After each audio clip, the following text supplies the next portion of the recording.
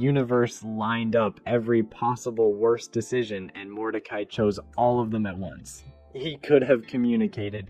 He could have stayed home. He could have broken up with CJ before things reached that boiling point. Instead, he went, what if I just let the worst case scenario happen and then act surprised? Do it for the plot, as the young people say.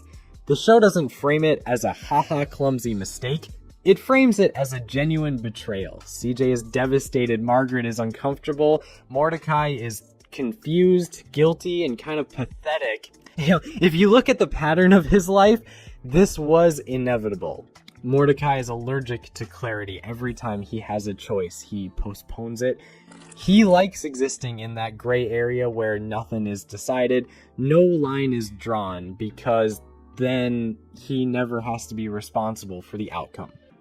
The problem is that standing in the middle of the road doesn't mean you avoid accidents. It just means you get hit from both sides. So you get this incredible emotional train wreck where Margaret leaves anyway, because of course she does, and CJ breaks up with him because she has self-respect and also the power to summon lightning, and Mordecai is left alone, completely alone.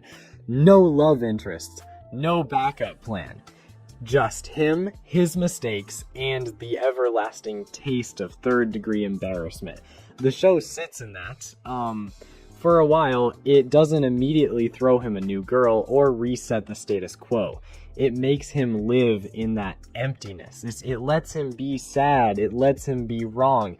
That's where the surreal, slightly disturbing part of this whole thing really lands.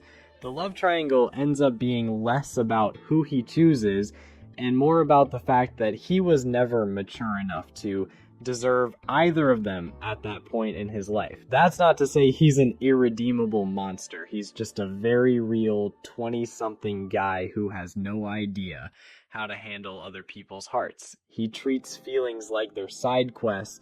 He can pause when the main story gets too hard. The universe keeps scaling the boss fights up, trying to force him to grow, and he keeps mashing the "oh, I'll deal with this later" button until it all comes crashing down. And there's this extra, almost cursed layer to it.